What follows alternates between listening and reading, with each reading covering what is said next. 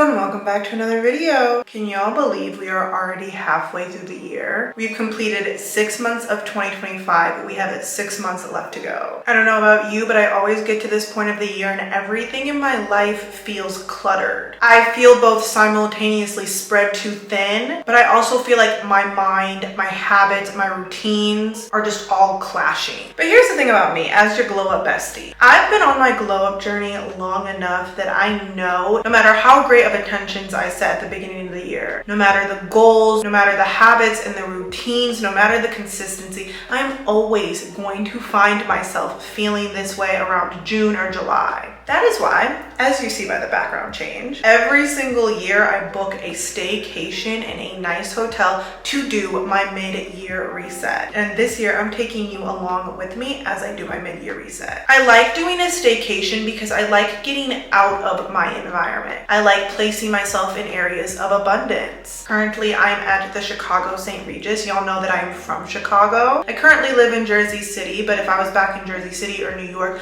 I would book a nice hotel there. I just happened to be visiting some family and it is the middle of the year. And I was like, you know what? I'm going to do what I have been doing for the past few years. I'm gonna book myself a nice hotel. I'm gonna book myself a massage at that hotel. I'm gonna book myself a nice dinner throughout my stay here, whether it's 2 nights or 3 nights. I'm gonna bring my journal. And in this kind of neutral place, I'm going to do my mid-year reset to get back to me. I'm gonna do it gently. I'm gonna do it with intention. And I'm gonna step into the version of myself that I actually wanna be at the end of 2025 and going into 2026. So if you just feel like you need to realign and you need some guidance, this is the video for you. And in general, if you are all about glowing up, leveling up, pouring back into you, then this is the channel for you. This is the community for you. I would love if you join this community if you haven't already. Go ahead, hit the subscribe button, like this video to affirm the next 6 months of your life are going to be life-changing. And I want you to comment one thing that you're going to prioritize this next 6 months to realign. I'll comment mine down below as well. I also want to give a major shout out to the sponsor of today's video. I've worked with them before and I'm so happy to work with them again. And a lot of y'all found a lot of benefit from them. So thank you so much, Nourish, for sponsoring today's video and supporting this community. I'll talk about them a little bit later on. But I want this video to get to the point. I want you to get what you need to get out of this video. So without further ado, let's get right into it. Here's the main thing that I'm going to be doing differently this year versus last year. I think every single year around this time, I put a lot of pressure on myself and I feel like this mid-year reset needs to be so dramatic. I need to change my life around. I really want this year's mid-year reset to be a lot softer, but with intention. It doesn't have to be dramatic. I'm already growing. I'm already trying for myself. I just need to shift. I just need to realign. Again, like I said, if you want to be like me, I would highly recommend booking a staycation if it's for 1 night, 2 night, maybe treating yourself to a little shopping trip, staying in your hotels, bringing your expensive perfumes or your body butters that make you feel good. Maybe you book a massage, maybe you book a solo date, something where you are pouring back into you, because we are going to take this reset into 5 different categories. We need to reflect.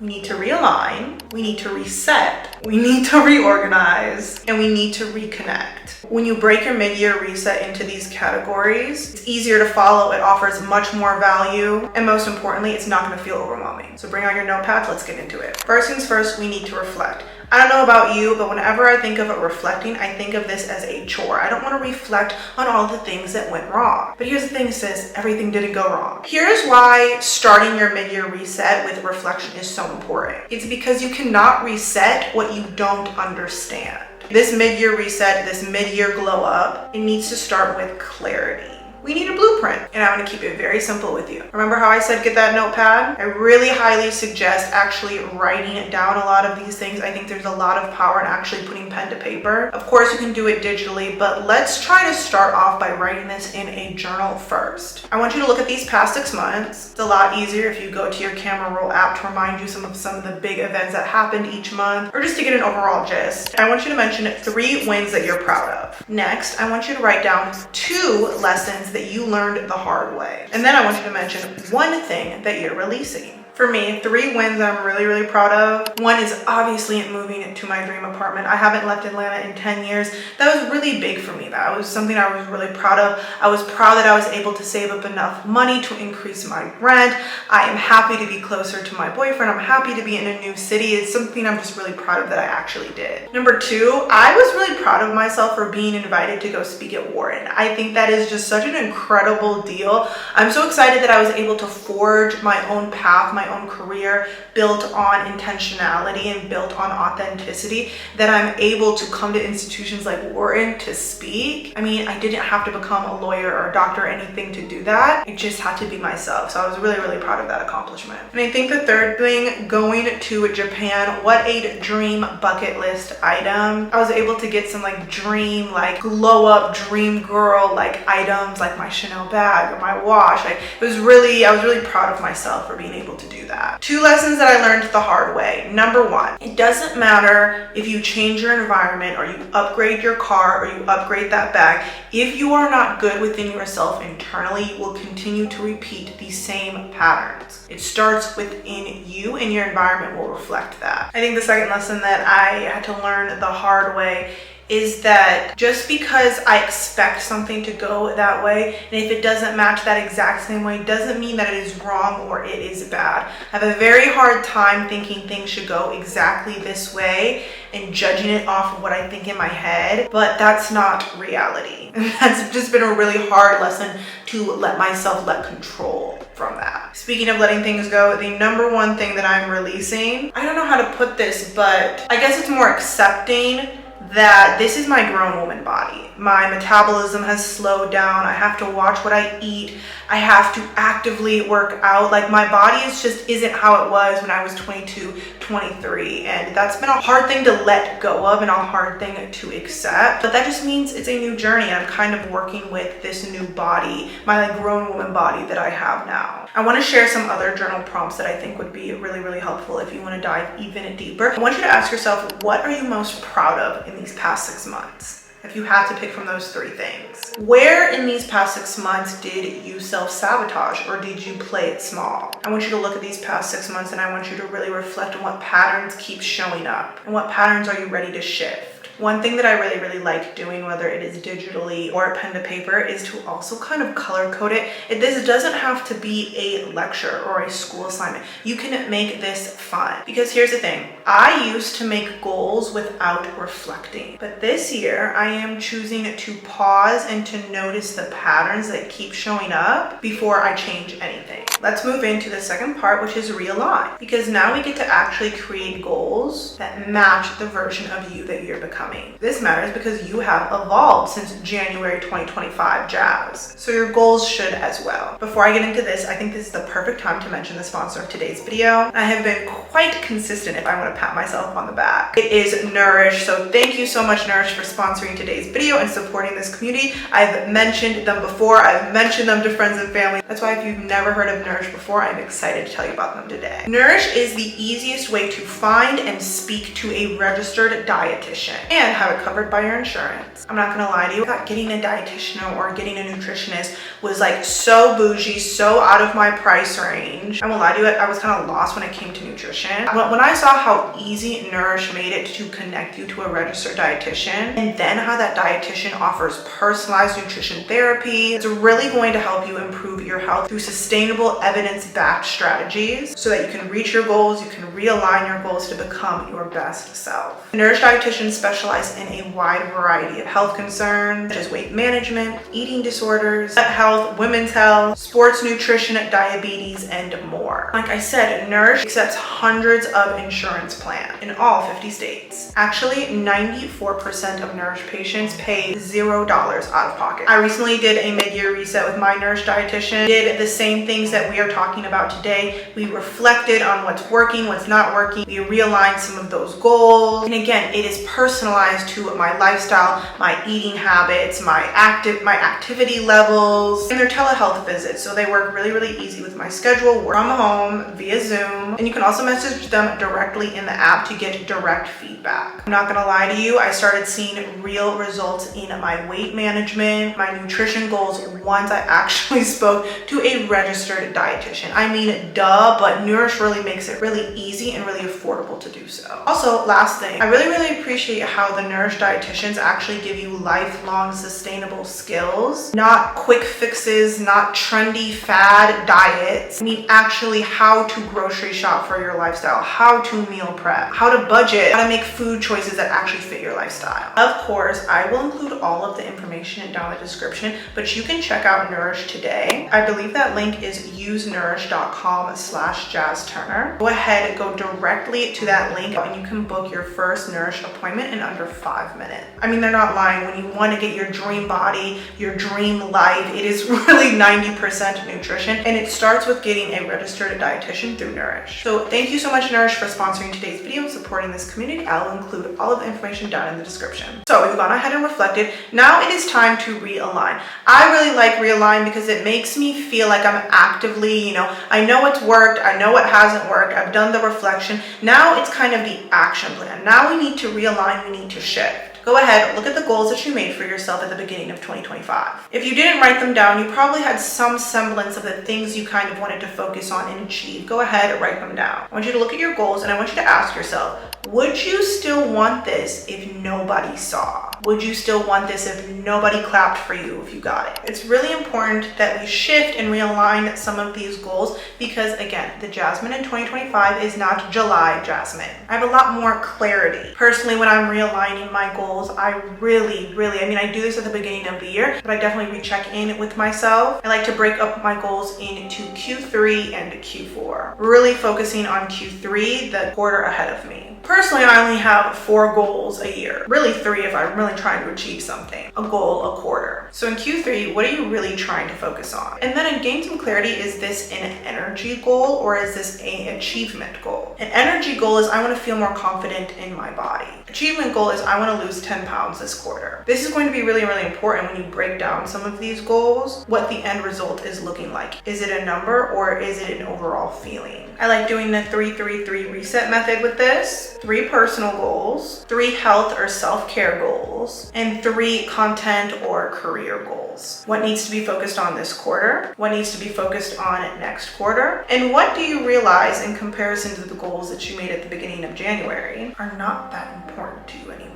Because now we're moving on to part 3. Now we need to reset. We need to reset these habits. We need to make small shifts and get big returns from them. You don't need a full routine reset. You just need a little momentum, a little pick-me-up, and maybe upgrade some of your habits that you're already doing. Again, when I'm doing this is page 3 of the journal that I have when I am in my hotel room. I've ordered my room service. Maybe I just got back from my massage. Maybe this is early in the morning. I'm clean in my robe. I am doing this in my hotel room in a nice and neutral place. We're flipping on to page 3 when we start looking at our habits. I need you to reframe some of your habits because I know in your head it's a lot of I should wake up earlier. I should be going to the gym. I should be losing this weight. I should be getting this many views on my video. I should be getting this promotion. We need to support ourselves and we need to be softer with ourselves. Instead of I should be journaling every single day, change that to I get to check in with myself before anyone else has access to me. I should be going to the gym. I should be working out. I get to literally build my dream body every single day in fun and new ways, whether it is a workout class, whether it is an at-home YouTube video, whether it is a personal trainer. I get to do that and shape my body in whatever way I want. I just have to be consistent with it. And by the end of this year, I got this. If you're finding that you can't maintain the habits that you wanted to at the beginning of the year, it doesn't mean you need to abandon them at all costs. It might just mean you need to switch out some of these habits, swap swap some of these habits. Maybe one of your habits is I wanted to work out every single day and I just cannot stick with it. Whether it is my schedule, whether it's my motivation, I just can't stick with it. Just because you can't do that full workout doesn't mean you can't do anything. Doesn't mean you can't take a 10-minute walk. Doesn't mean you can't invest in a walking pad if you work from home and you can walk on there. Doesn't mean you can't do a 15-minute at-home Pilates class. Again, it doesn't mean abandon it just because I'm not sticking to this working out. I have to abandon it all. It's not going to work for me. It just needs adjustment. It just needs realigning. It just needs a resetting. I know one of my habits that I really wanted to institute is my budget. I have made a complete mindset shift into doing my budget. I call it my 30 free and fine plan. And I actually see my budgeting as a radical self-care act. I see it as a plan to build my dream life of financial freedom. This is a habit that I thought was more of like a chore, like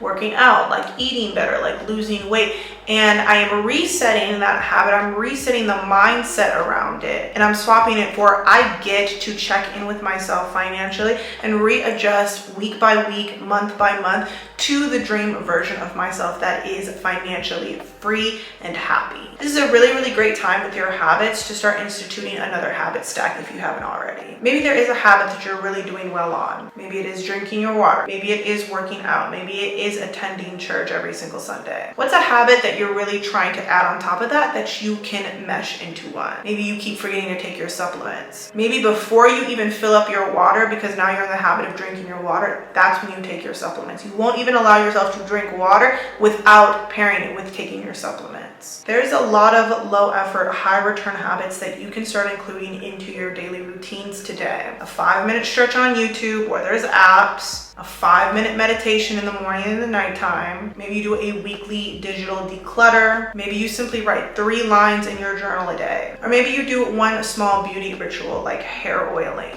doing your own lashes, doing a full body care reset every single Sunday. You don't need to overhaul everything. You just need to tune up what you already do. And you need to make it feel better, make it feel less like a chore. Because I want these next 6 months to feel soft and fulfilling for you. Number 4, now we need to reorganize some of our routines. We've reflected, we've realigned, we reset some of our habits. Now we have to get into our routines. This is where I need your day to match your goals. Here's the thing, your routine reflects the life that you want. Your routine shapes your identity. First, I need you to ask yourself, where do you feel energized throughout the day? Don't feel the pressure that you need to feel energized first thing in the morning. Personally, I feel really energized between like 10 a.m. and noon, and maybe from like 8 p.m. to 10 p.m. When I reflected on this, I personally, for my schedule, I changed around a lot of my routines.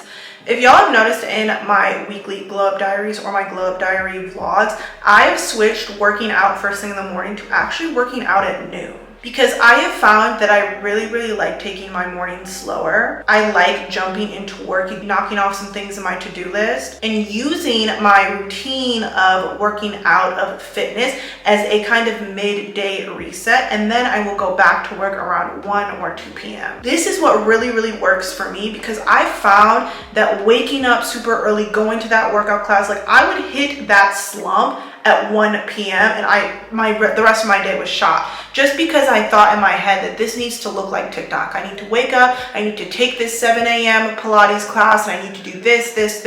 When I was like, you know what, Jasmine, I feel most energized around, 9, 10 a.m. That's when I need to be doing my work. That's when I need to be getting stuff off of my to-do list, not feeling this slump from what I think I'm supposed to be doing. I think removing that routine guilt is really important. I think we kind of get caught up in what things are supposed to look like on social media and not actually looking at our own lifestyle, our own energy levels, our own kind of habits and things and the ways that we move. One of my best hacks for resetting your routines is to focus on the first 30 minutes of your day and the last 30 minutes of your day. If you can improve these 2 times and implement a really good kind of routine, then you've really kind of bookended your day. You've started with intention and you've ended it with softness. Maybe the first 30 minutes means you journaling, maybe doing a 5-minute meditation, maybe doing a stretching routine, drinking a glass of water, taking your supplements. That is the routine that makes you feel full, it makes you feel energized to go flow throughout the day. Maybe the last 30 minutes of your day is putting away your phone, reading 10 pages of a book,